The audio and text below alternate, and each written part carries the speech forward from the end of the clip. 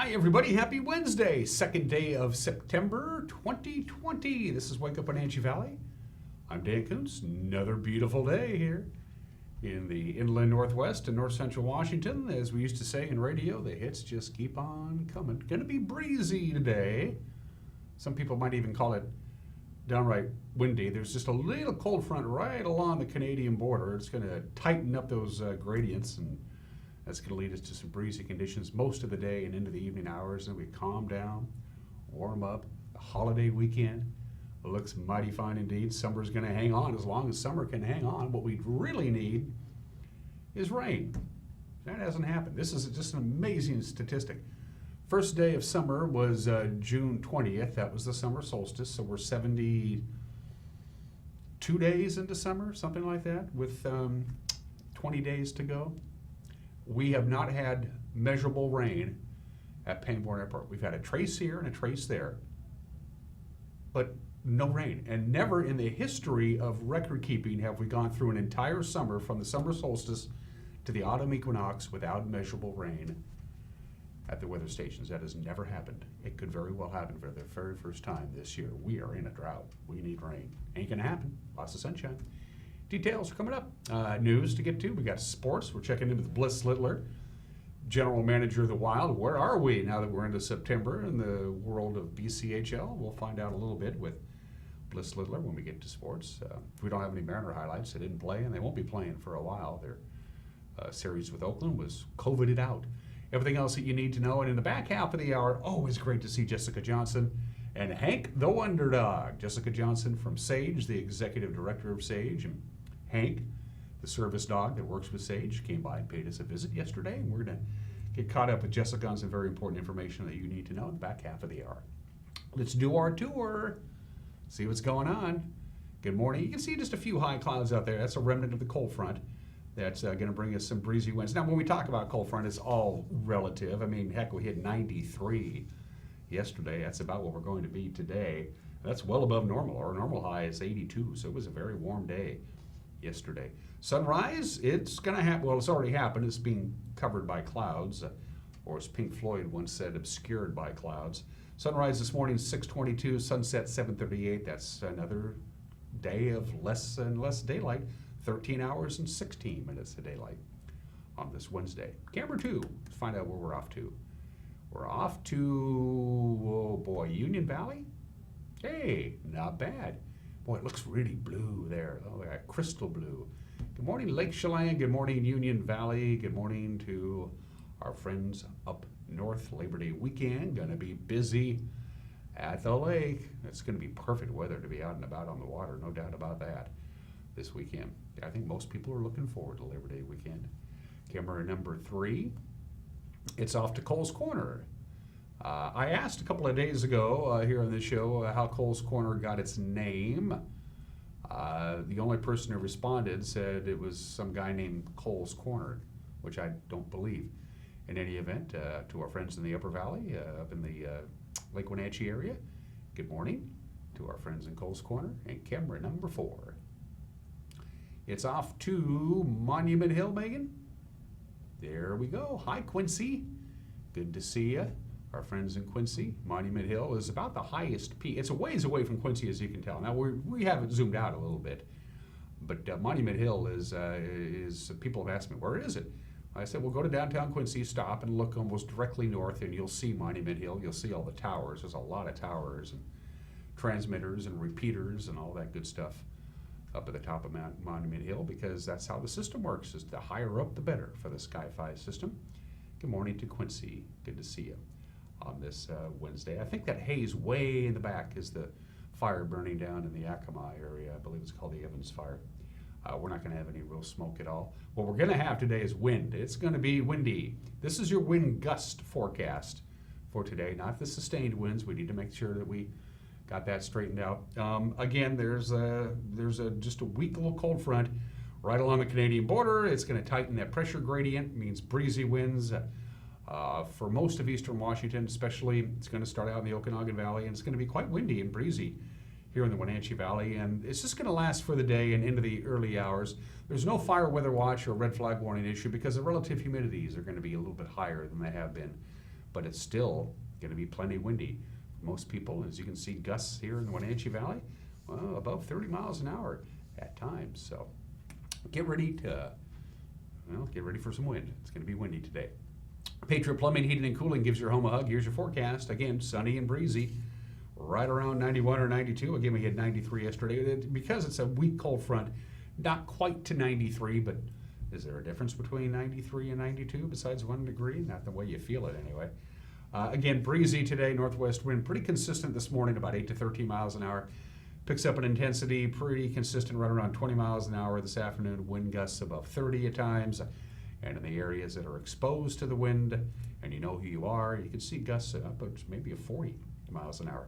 Clear tonight, 64 for the overnight low. Again, a little residual wind as that weak cold front exits. Northwest wind about 6 to 15 miles an hour.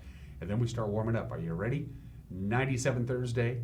Could very well get to triple digits on Friday, Saturday, Sunday, very warm, little bit cooler on Labor Day and Monday, and a little bit cooler on Tuesday. Lots of sun, no rain at all in the forecast. All of those overnight lows and all of those afternoon highs are above normal, well above normal, as a matter of fact. So there you go.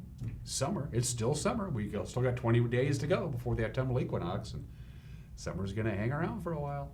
7 minutes after the hour, we're going to take a break, just a quick 1-minute break, and then we'll come right back and join us because we got your Wednesday morning news. You're watching Wake Up Wenatchee Valley on the NCW Life channel.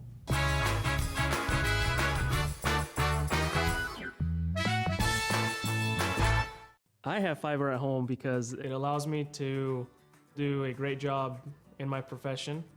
It allows me to learn things that I need to learn at home. It allows my kids to hopefully one day be able to be educated because of what they learned online and what they learned from their teachers. And it allows us to have fun too as a family. And we're able to do a lot of things because of fiber internet. I'm Rudy, and my family learns with fiber. In a world of uncertainty, public transit remains a safe and effective way to travel. Throughout the day, Link staff members clean and sanitize buses between routes. In addition, all our drivers and staff members are wearing masks, and we ask that all riders do too. While riding Link Transit, we ask that you observe social distancing guidelines whenever possible. Ride smart, stay safe, and be healthy. Link Transit, caring for our communities.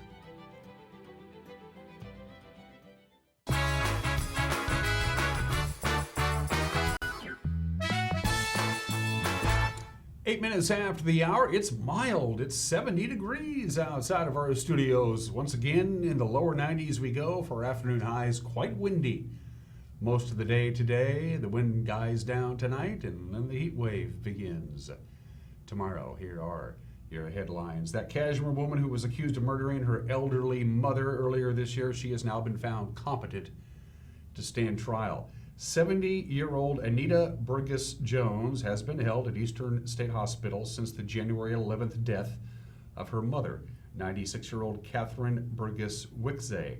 Lawyers said at the time Jones was mentally disturbed and not able to participate. In her own defense, Chelan County Judge Leslie Allen ruled on Monday that Jones appears competent after psychiatric treatment. Sheriff's deputies found Wickzay dead from bludgeoning, knife wounds, and strangulation in their Cashmere home. The two women shared that home. Jones allegedly called police, admitted to the killing. She remains jailed on a $1 million bond. Her trial is set for October 20th. 3 people out of the 303 tested positive for COVID-19 in a free community-wide testing effort last week in Bridgeport. That's 3 people positive, 303 tested. The voluntary testing last Tuesday through Thursday came after 12 of 32 Bridgeport residents tested positive at a testing event earlier in the month. Rachel Knoll is the spokeswoman for the Chelan Douglas Health District Incident Management Team, and she said the low number of positive tests last week still may not represent the prevalence of the coronavirus in the community of 1,500 people.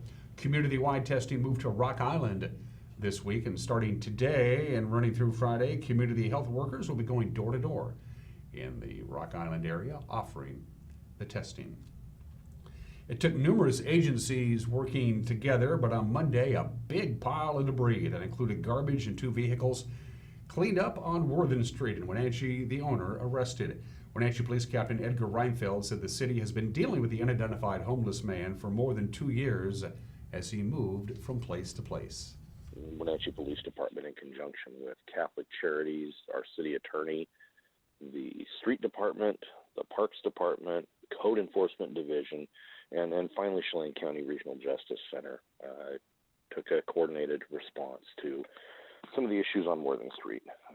One of the issues in particular was a very, very large pile of debris that was taking up several parking spots, had some definite public health concerns involved, and definitely a lot of complaints. In fact, well over 24 complaints in the month of August alone about this one issue. And we've talked at length about how difficult it is to take action with these homeless issues, and especially people camping in cars, and this is no different here, which is why it was such a lengthy and coordinated approach.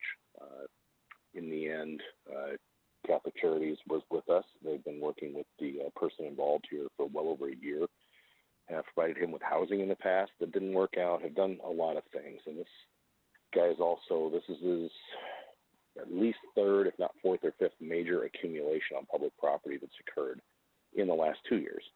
And so the end result yesterday was contact with him and arrest for permitting or maintaining a chronic nuisance. And it's defined in our city code. And there's been a lot of concern expressed already about arrest in this case. This was not done without careful consideration and a lot of work by all parties involved to work to that end state as one way to get a solution here. The area was cleaned up. His vehicle, his primary vehicle, we believe runs, was taken and towed to a city yard where it's being stored without charge for him when he comes out, in recognition of his rights as defined in a variety of laws and a bunch of recent case law as well. So this one has been cleaned up. You know, there are others on Worthen Street and other places in the city that are still causes for concern, will still generate complaints. The specific nature of this one allowed us to take this action. This may or may not work. There may be no result from the court where we hope to get a result. The important thing to know, though, as well, we had our mental health folks there during the contact with us. As I said before, they've been working with this guy for well over a year continually, and brought them along to ensure that services are continuous as he comes back out of jail. He may have already been released already. A Rock Island home was destroyed by fire on Monday night. Kay McKellar is the spokeswoman for Douglas County Fire District 2. She said firefighters initially received reports at about 8:50 p.m. Monday night of a brush and house fire on Keene Grade Road. Douglas District 2, Chelan Fire District 1, and firefighters from Orondo and Cashmere responded to the single-story home, fully engulfed in flames. Nobody was injured. The cause of the fire is under investigation. McKellar said the fire was finally knocked down about 1:15 yesterday morning. Animal Care and Control looking for a dog that reportedly attacked a Pomeranian last month in Wenatchee. The Pomeranian is in critical condition at a veterinary hospital in Wenatchee after the August 15th attack in the 1500 block of Pershing Street. Animal Care and Control says the owners of the small Pomeranian reported a dark brown pit bull type dog attacked their dog and then ran down Pershing Street in the direction of Maple Street. Anybody with information on the whereabouts of the dog or its owner is asked to contact Animal Care and Control. The number is 662-9577. And finally this morning, the federal government has extended waivers that will allow free meals for all children during the pandemic in the Wenatchee School District. Already on the job. The district announced Monday prepackaged meals would be available for distribution. Kids as young as infancy and as old as 18, and you can get them whether you're a student in the Wenatchee School District or not. Distribution sites are at 11 schools throughout the district, Monday through Friday, 11 a.m. to 1 o'clock. Superintendent Paul Gordon said the waiver from the USDA, a huge relief to the district and its residents. Other school districts, we understand, are also prepping their free meal plans. And that's a look at headlines. At quarter after the hour, Grant and Eric and the rest of the crew will put together a newscast for you tonight at 5 o'clock, 6 o'clock, and 10 o'clock. And with a preview, here's Grant Olson. Good morning, Dan. Evening news. Door-to-door COVID testing is happening in Rock Island today. We'll have more on that. I'll have your unseasonably hot North Central Washington weather forecast, and Eric Granstrom will be in with all the latest from Seahawks training camp and sports. That and all the day's headlines coming up tonight at 5, 6, and 10 on the NCW Life Evening News. We hope to see you then. And Dan, enjoy your time off. Yeah, I'm going to be taking me I'll be on assignment. I'll be on assignment for a little while, starting tomorrow. Hey, if you want to drop us a note, we'd love to hear from you. You can go to our Facebook page and go use Facebook Messenger. That's one way to do it. You can email us directly, news@ncwlife.com, news@ncwlife.com. You can pick up the telephone and give us a call during regular office hours, or if you go to our homepage, ncwlife.com, you'll see the contact icon at the top of the screen. Click on it, and it's down the road you go. Hey, it's September. Normally, the Wenatchee Wild are gearing up for another hockey season. Where are we in the world of BCHL? We'll talk about that when we get to sports in 1 minute. You're watching Wake Up Wenatchee Valley on the NCW Life channel.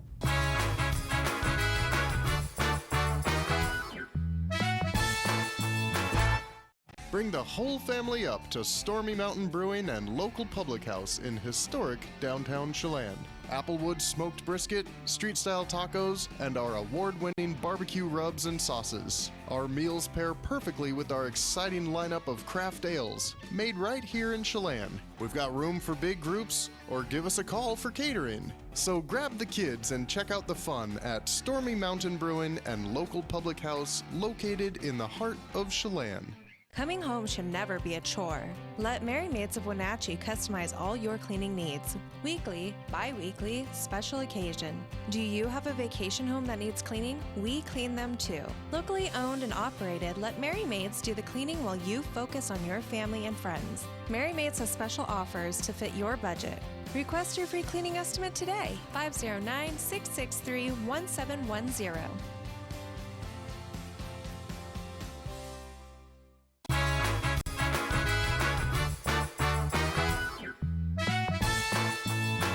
17 minutes after the hour of sports. Now that it's September, we thought it was time for another update on what's happening in the world of Wenatchee Wild hockey.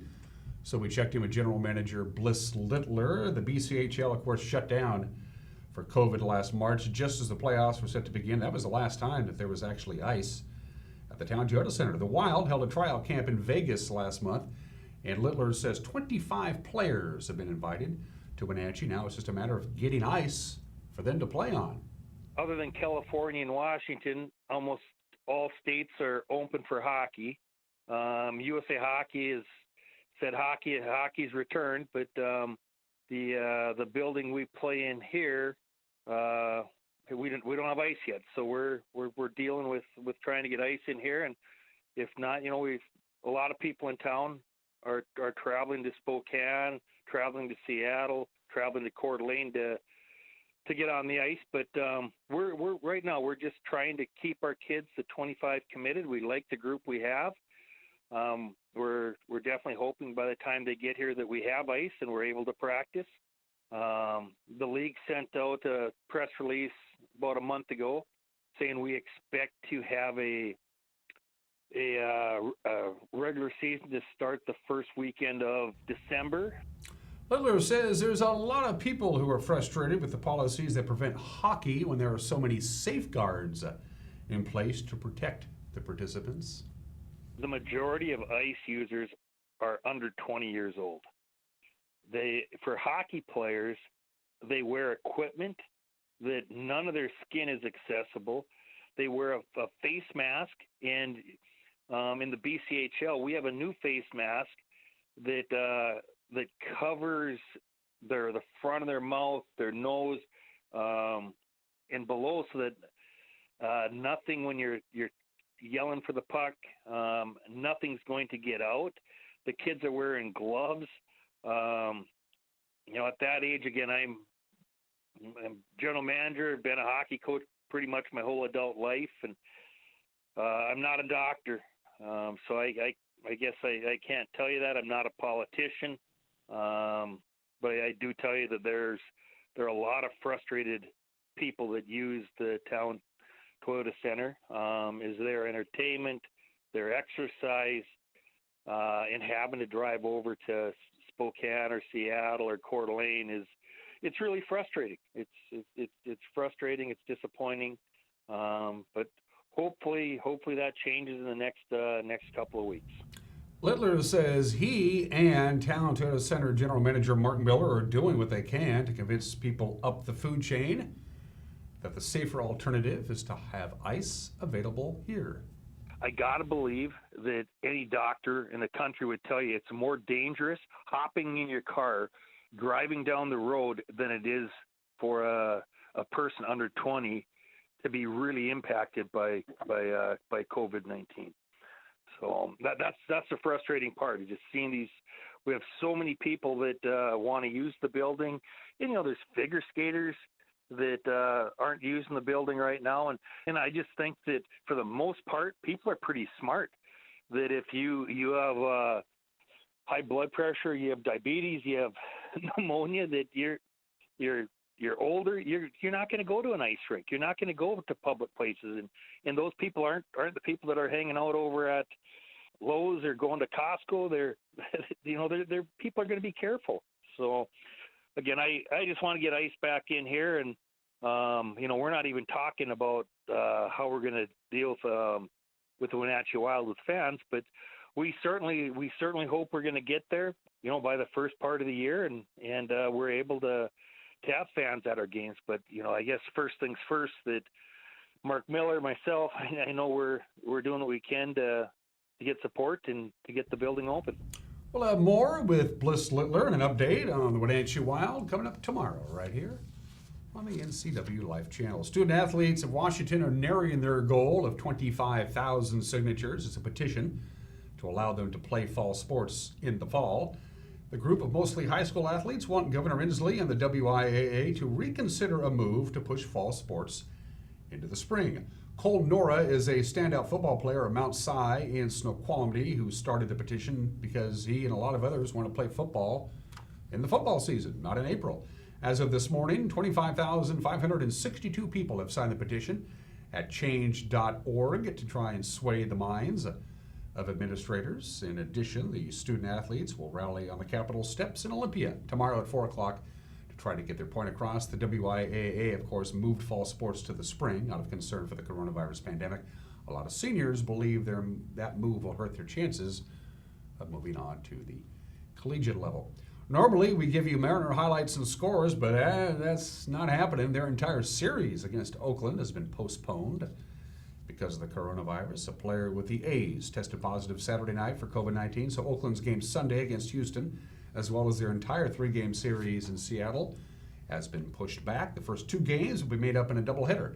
September 14th in Seattle, that was supposed to be a day off for both clubs. The third game will be made up as a doubleheader in Oakland as part of the season finale, September 25th through the 27th. And finally, let's talk Seahawks. Chris Carson, running back, is back in the fold. He met with the media for the first time this season. He missed some time. He was recovering from a fractured hip, and he had to deal with some deaths in his family, but he says he's confident his fourth year in the league will be productive and that he'll always have something to prove.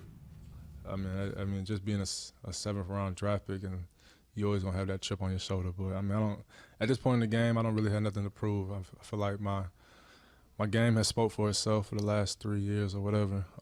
As far as the fumbling, that was something that played a big part last year. Something that I worked on in the off season. But like I said, you gotta have a quick mindset, let that go, and just move on from it. Learn from it, and just like I said, move on from it. So it doesn't play too much of a factor for me this year. Carson is in the final year of his rookie contract. So far, the Seahawks haven't offered a contract extension. Carson said he doesn't care. He's going to concentrate on football. He'll worry about that stuff later. Seahawks open up their 2020 campaign in Atlanta in 11 days. And those are just some of the games that people are playing at 25 minutes after the hour. The obscure holiday today isn't really obscure. It's VJ Day, Victory over Japan Day. 75 years ago today, World War II came to an end. It's one of the most iconic photographs of the celebration in Times Square. The bigger celebration was really VE Day, Victory in Europe Day, which was held in May. We still thought we were going to have a lot of fighting to do with Japan, and then, of course, we dropped the bombs on Hiroshima and Nagasaki, and that ended that. And today, September 2nd, 1945, proclaimed by President Truman as VJ Day, 75 years ago today. Most of the celebrations were just unbridled joy that the war and the carnage is over and the boys are coming home and it's back to peacetime, except in San Francisco. In San Francisco, remember, San Francisco was a Navy port. A lot of the Navy enlistees were getting ready to, they figured, to hop on ships and go across the Pacific and fight Japan to the bitter end, and they were predicting, the military experts were predicting literally hundreds of thousands of deaths, not to mention casualties that the Americans would suffer with the invasion of Japan, which never happened. So the Navy enlistees, who realized they weren't going to go to war after all, had a little party. It started when two women jumped naked into the fountain at the Civic Center in San Francisco. Thousands of drunken Marines embarked in what the San Francisco Chronicle called a three-night orgy of vandalism, looting, assault, robbery, rape, and murder. The deadliest riots in San Francisco's history. 1,000 people were injured, 13 were killed, at least 6 women were raped. Nobody was charged with anything. The city just kind of swept it under the rug. Some people handled VJ Day better than others.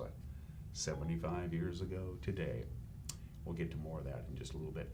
Every city has a great fire. London's great fire broke out on this date, September 2nd, 1666. It burned for 3 days.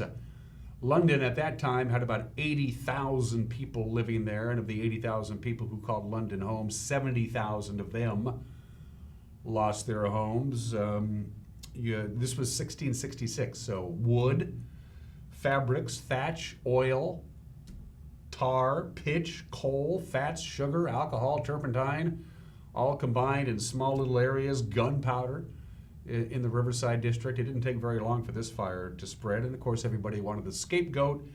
And Robert Hubert, who claimed he was an agent of the Pope and purposely set the fire, he said he did it. Robert Hubert. Most people didn't believe him because he wasn't all there, but hey, he's a scapegoat's a scapegoat.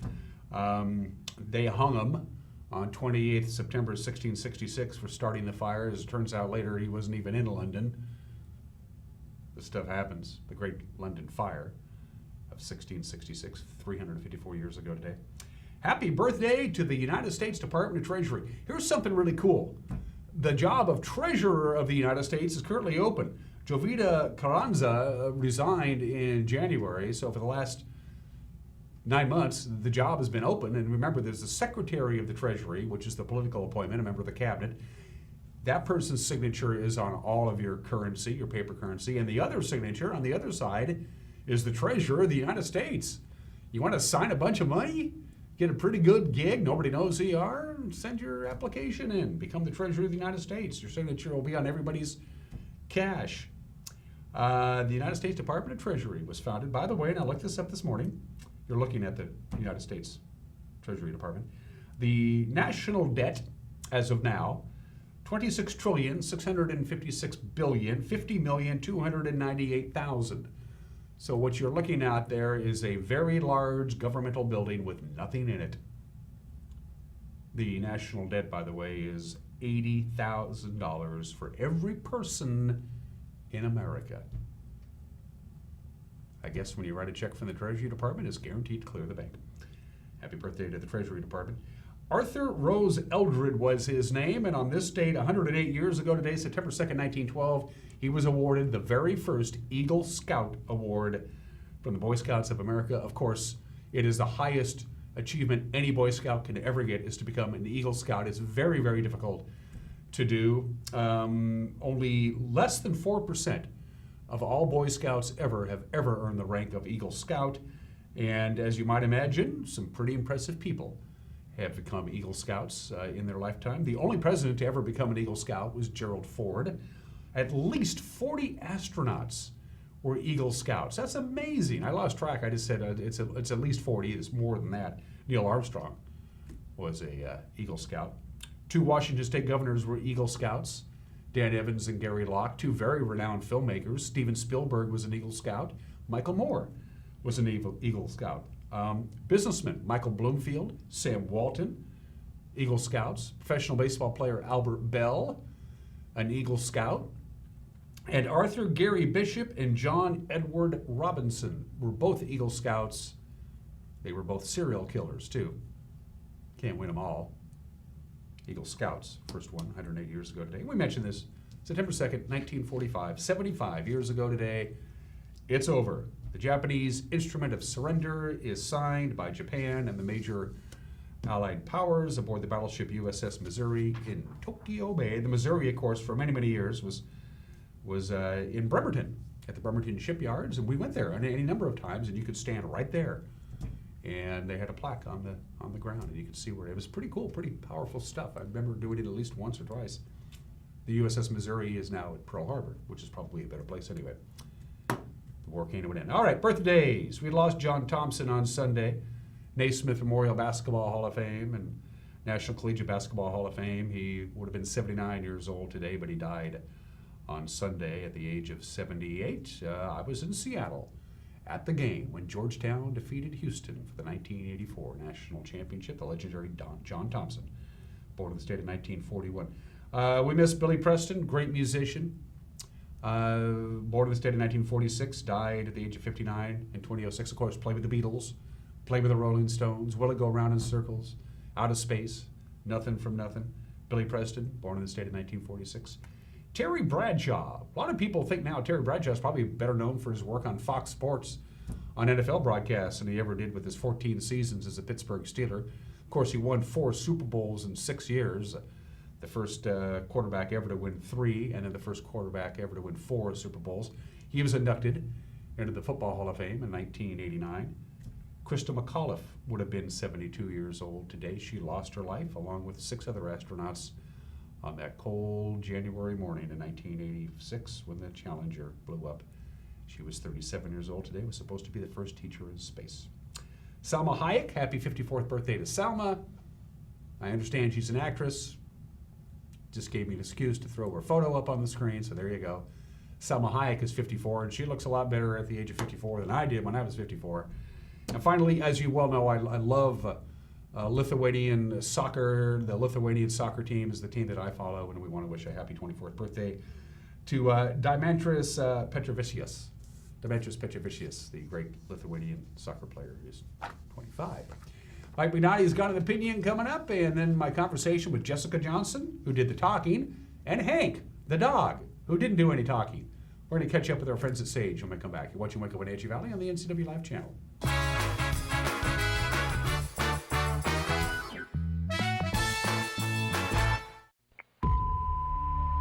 What is it to be a volunteer firefighter? Is it the gear, the training, the vehicles you'll learn to drive, the honor of protecting your community? Time, energy, sweat, sometimes blood and even tears. Every call may not be a victory. Sometimes you'll walk away wondering if you helped at all. But sometimes you will be a hero.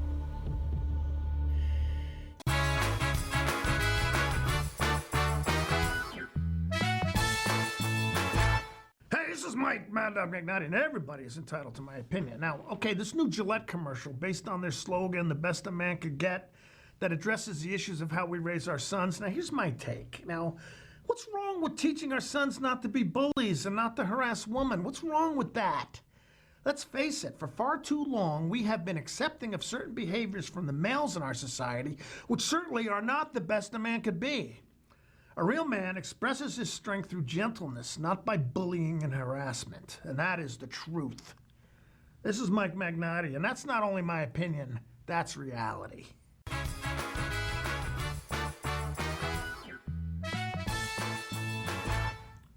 Welcome back to Wake Up Wenatchee Valley. I am Dan Kuntz. Jessica Johnson and the fine folks at Sage have been an integral part of this program from the very beginning of Wake Up Wenatchee Valley. Jessica is a regular contributor as she comes in and talks about the good work, the important work that the folks at Sage does. And it's an even better interview when she brings in Hank the Wonder Dog, which isn't really his name, but Hank is joining us as well. Jessica, it's good to see you. Thank you. It's nice So to see you. we have a lot to touch on, but first things first, because this is the most important thing of all. How's Hank doing? Hank is doing well. He has been with the agency almost 2 years now.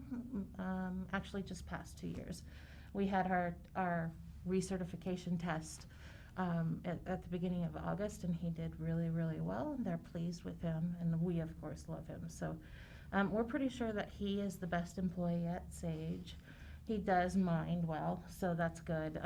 But he's changed the way, we've talked about this before, but he's changed the way that we've done business. And one of the things that we see is that the little kids who come in for services, even adults, will just light up when they see Hank. It's like the best part of their day.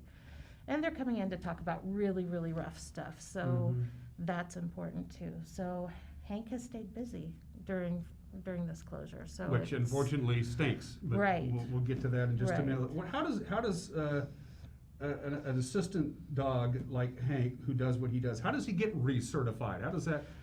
Well, I mean, what does the test imply? The test is just that we go over commands. So what they're looking for is myself and our other handler, Stacy. So we jokingly say that we co-parent Hank together. Is that, how he's responding, if he is doing the things that he needs to be doing. So, for example, one of the commands that he has is snuggle for when we're doing a forensic interview.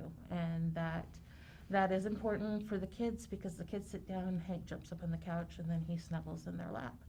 And then another important one is his down stay, kind of what he's doing right now.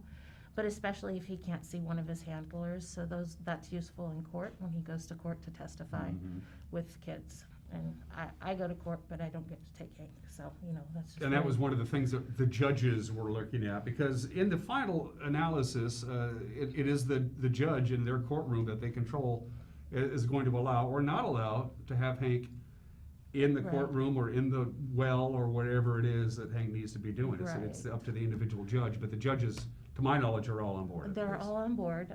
We have to ask, well, I don't, but the prosecutor has to ask each time. And it's a good thing. It's, we want people to understand that Hank's there just to be of comfort, and he's not doing anything special. He's doing this, he's sleeping. Or, sometimes he dreams and makes noises and then everybody laughs, but that's okay. But the kid is, the child who is having to testify against their perpetrator at least has something that they can touch. It can't be their mom or another support person like that, but they can have Hank the dog, and they always want to take him home. So, and one of my board members said that Hank was the best hire we ever made at Sage.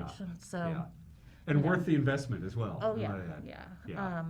He definitely makes life happier at Sage, and also, I just love to see him work. So he smiles, the kid smiles, and it's good. Well, the last time you and I chatted was via Skype, and that was back in May. And one of the top questions I asked, I'm going to ask you again. You mentioned this in May. You noticed as soon as we all had to stay home and self-quarantine and everybody went into a lockdown, that you saw an almost immediate uptick in domestic violence. Yes. It was not unexpected. You kind of saw this coming. That was in May. Here it is now in September. Where are we sitting with that now? Unfortunately, that's still true.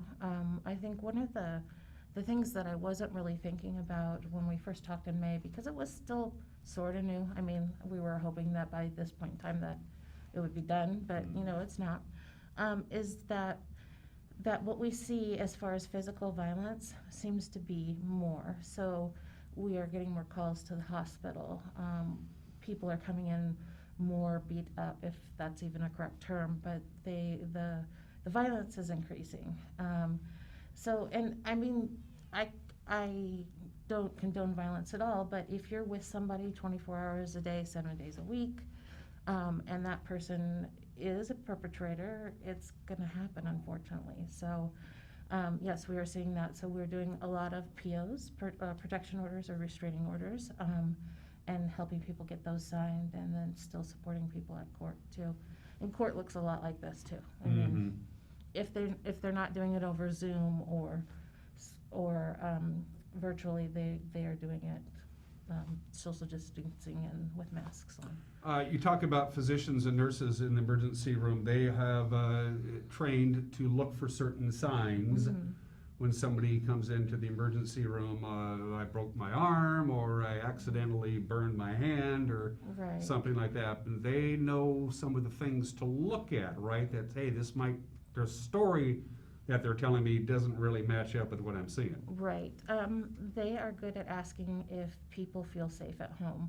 One thing that I would encourage all of our health providers to do is that when you ask that question, make sure that you have the person with the injury alone and not with their significant other, because likely if their significant other is in the room and that person is the perpetrator, they're not going to say anything, because if they do, it's only going to be worse once they go home.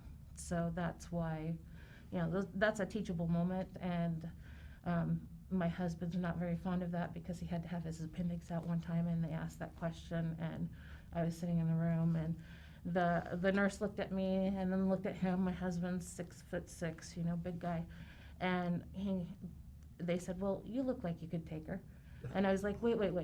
Yeah. And my poor husband was in pain, and he's like, "Will you just be quiet?" And I'm like, No. Let me see. This is who I am. So They didn't know who you were? no, well, I mean, Well, they do now. they do now, but but Yeah. yes. So that's one of the things, and I also encourage people, friends, if they are suspicious or concerned, you want to make sure that that person that could be the perpetrator, and it could be a woman that's the perpetrator of violence. I mean, it doesn't matter, and it doesn't matter what socioeconomic status either. It can be, somebody who is rich or somebody who's middle class. It doesn't discriminate. In these days of isolation, is one of the things maybe you should look at, is if you had a friend, or you have a friend who you think may be susceptible to this, or you're a little concerned about their home situation, but you haven't really talked to them in such a long time because of the thing. Is that something that should be on somebody's radar? I would say yes. I mean, it's always nice to hear from a friend, even if there's nothing wrong. So, making that call or reaching out over social media or anything like that is a good thing. Hank's turning around, so I have to let the lead out a little bit. Anyway, that's always a good thing to hear from them. And also, it shows that you are supporting them if they need that.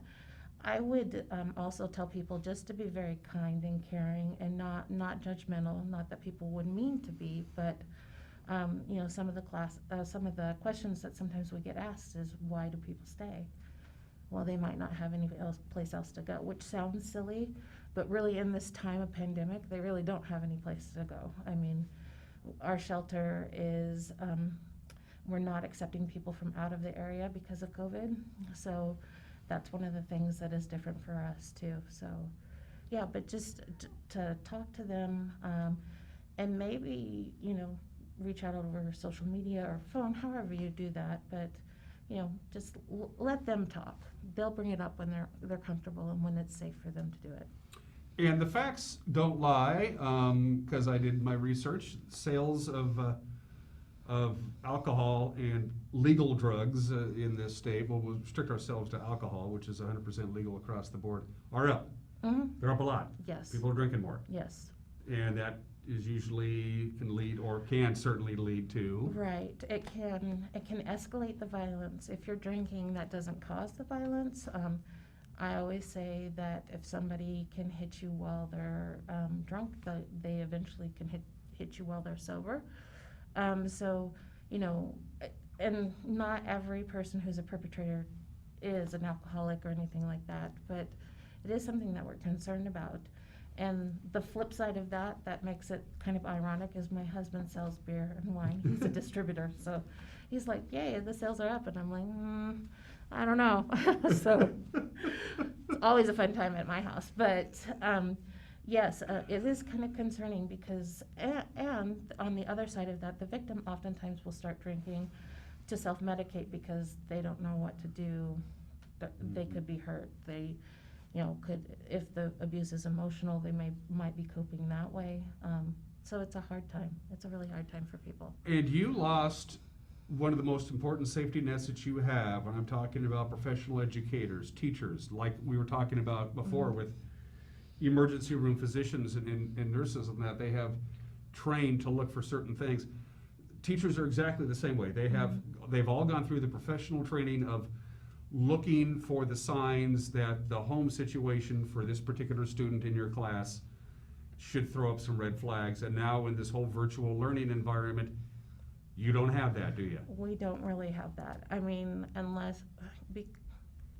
you think about people having to help with the education of their child. And I always say I'm really glad that my child's out of school, because I'm pretty sure one of us wouldn't have survived that somehow. But I think what happens is that you remove that. I can actually see you, I can see how you're acting. Maybe you're scared because mom or dad's in the background and they're listening. I mean, there's a whole bunch of things that are not ideal in the situation, and that's one of them. And it makes it scary for us, because we were talking before, our forensic interviews haven't slowed down. We're doing at least 1 or 2 a week, if not 3 or 4. And we know that we'll be doing more with our law enforcement partners and CPS partners. We fully acknowledge that we will probably be doing more once kids go back to school, and that's really hard. I mean, there's enough cases that keeps Hank busy right now. I can only imagine what it's going to do when school gets back in session. But we need it to be back in session. Yeah, and that sucks. We talked about this before. When Jessica's busy, that's bad. Right. And what we're trying to do is get you unemployed, and that Right. isn't happening. In fact, if anything, you're busier than ever. Is this whole COVID thing, is this a bit of a budget buster for you guys? How's the till looking? Well, actually, we are okay. I'm going to knock on some wood here for right now. When this started, we had our grant funds from last year, and our grantors wanted us to spend those funds, because the way that works is that we get state money and federal money, and so if we don't spend that all, then they don't spend it all, and then they might not get as much from the federal dollars. So they wanted us to do that, and we were in the process of writing the grants for this year, so they already had this year's money in the bank, basically. So yes, it could be something that we would need to worry about. I mean, we're certainly concerned. I know it's only September, but we're concerned about Enchanted Evening, in March. So, Yeah, that was your big fundraiser. That's Right. always your big fundraiser. and we slipped in right under the wire. Just barely, because the next week is when it all hell broke loose, but Right. you were able to hold that. Right, and so we usually do a September fun run, and we're not going to do that because it's just not possible. We also usually do Monster Bash, which is like a trunk or treat. We're not going to do that unless we happen to go through the stages very quickly and we're allowed. But we want to give back to the community, but we don't want to be known as the place where I caught COVID either. So, and we're doing all the checks that we need to be doing, temperature, we're having people fill out forms. We are making sure that they know that you're sanitizing and wiping things down. But we are trying to limit the number of people in our building just for safety of the client, for safety of Sage and our people who are working there. So, but our budget is okay. In fact, ironically enough, there has been small pots of money that popped up to help with some of the costs. Good. Like for allowing us to go mobile, we were able to write a couple of technology grants to get laptops for people. And then there is a pot of money that I just became aware of and has been invited to apply for, that would help with possibly with the influx of services once COVID is done, especially around children. So, In this day and age of this COVID, we talked about this in May. We were thinking, well, by October for Domestic Violence Month, it'll be gone, and you can do. We're not looking at that. right. We just have to go day by day. In that respect, what's a good day at Sage? Give me a good day at Sage, with what's going on right now. Do you want a good day or a real day? Give me both. Okay. Whatever you're comfortable talking about. Well, a good day would be that we would see some clients that we could meet their immediate needs, like if they needed shelter or food or diapers, or they just wanted some advocacy, things like that. or we would meet with them telephonically or via video chat or something like that. And things would just kind of go smoothly for the whole day. A real day at Sage doesn't work that way. The phones are busy. So if the phones are busy, we're busy. And we're working with a skeleton crew. So, you know, some of the phone calls are getting past to our answering service, and then they're calling us too. So that doubles the amount of phone calls. Mm-hmm. And, you know, we see our partners come in with forensic interviews. We see people come in for therapy. Usually those are appointments that they have scheduled. If you think that you might need our services, and I know we'll probably end with the phone number and everything, we really encourage you to call first. And that's only so that we can manage the number of people in our lobby. The lobby's not very big, so we No. want to make sure that we are keeping everybody safe. But people are busy, and I mean, we're working reduced hours from 10 to 3, but still, during that time, we're just busy. And with all sorts of things. I mean, it's not just domestic violence, it's not just forensic interviews. We're still seeing sexual assaults and victims of crime. Human trafficking is a big topic right now because with all of us wearing masks, you Yep. know, it's harder to tell, and some of the facial expressions that you try to read for people. I notice it, I do it myself, like if I happen to be in the store and I smile, you know, to pass somebody with my cart, I'm thinking, oh, I'm smiling, it's good, and I'm thinking, oh, they can't tell that. So, I mean, like, even the things that we might have been aware of when we could read the body language, it's really hard to read body language right now with the mask on. Just a couple more questions for Jessica Johnson, the Executive Director of SAGE. Referrals, we talked about this before, but I don't think I've ever asked you this question. Law enforcement, obviously, refers people to your services. We talk about doctors who are suspicious of certain injuries. What's the percentage, and if you don't know the answer, I'm perfectly cool with that. What's the percentage of your clients at SAGE who just call you up and say, I've had it. I've finally reached my breaking point with my abuser and I need your help, as opposed to being shoved in that direction by a third entity? I would say between 50 and 75%. Well, that's good. Yes. That's good. Because a lot of times, even though law enforcement or CPS or a physician might make the referral, they're not ready to leave yet. They won't follow up with the referral. And that's something that I talk about all the time when we're talking about, well, you know, if we could just get these people therapy. Well, therapy is only as good as the person who's willing to put in the work. So I would say 50 to 75%. But we also know that it takes an average of 9 times to leave and stay gone. So, and that's huge.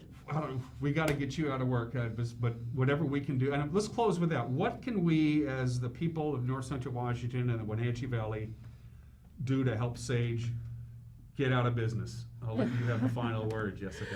Get out of business, work me out of a job so I can go become like an event planner or something like that, something happy. I would just say, please be as aware as you can be open and not judgmental. If you have a friend or a coworker who you think something is going on, just be willing to listen to them and help them get the services they need. In fact, if you are the person who is suspicious of that or you're worried about that, we can help you too. So, you know, call us at 509-663-7446. Find us on the web at www.findsafety.org, or we're on Facebook. Hank's on Facebook. Hank's on Facebook. So, I mean, like, you can follow Hank and you can see all the things that we do. And, you know, like sleep, because he likes to sleep. So He's a good sleeper. he is, and as long as he doesn't dream while he's on the stand, we're all good. But yeah, just be available to the people that you love and that you care about. And if you haven't seen somebody, because a lot of us haven't been able to see people, you know, reach out and maybe have a video chat with somebody, or you know, Facebook Messenger or something like that. You know, even call them up and watch your favorite TV show on the phone with them. You know, There you just go. to kind of let them know that you're there for them. Remember, the crisis helpline never closes, and Never. the people who volunteer their time to answer that phone call when it finally comes, they've been there and they know it, and they're willing to help. Let's get Hank up and running one more time to close out the. Hank, come see me. Come see Dan here. Go ahead. One more time. There you go, Visit. Hanker. Sit down, buddy. Get you on TV. Sit. The nice thing about this is that Good we don't have to boy. pay Hank. No. There he is. Hanker, you're a good guy, buddy. Yes, he's. Friendly reminder, when Hank is out and about, folks, if he's wearing his outfit, that means he's working, so don't just assume you can walk up and pet Hank. Please always ask Hank handler, whether it's Jessica or the other handler, because the vest means he's working. When he doesn't have the vest on, he's just Hank the dog. Right, and he's a lot different than the other dogs, but I would just say that in general, because any dog that has a vest on, they probably He's have a working. job, and it's just nice to be able to, have a moment and, let Hank do what he needs to do, so. Absolutely. Jessica, it's good to see you. Nice We'll to see you. let's have you back in October. We'll talk domestic violence month, okay? Okay. If you're not out of a job by then. Well, we could hope, but. We're trying, folks. You're watching Wake Up on Wenatchee Valley. We'll be right back.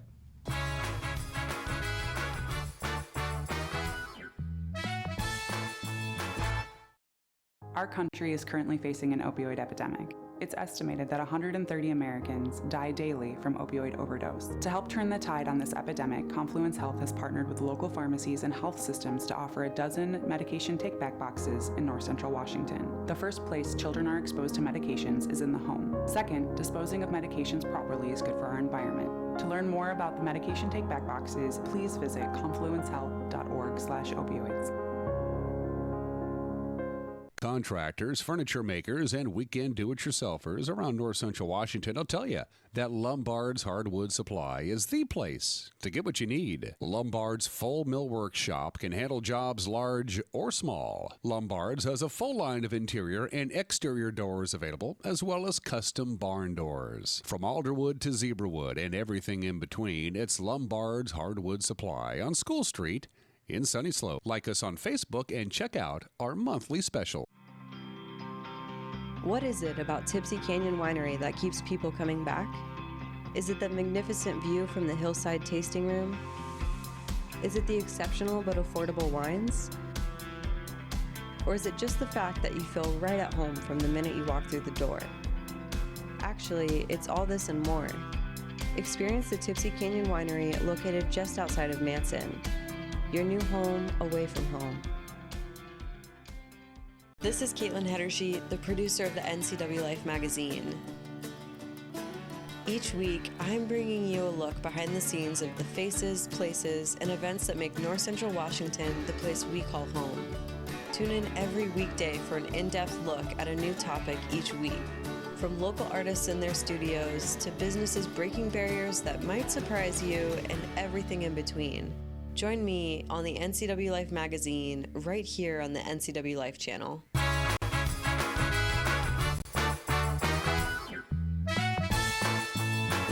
And we are back on another beautiful day in North Central Washington, but a little on the windy side.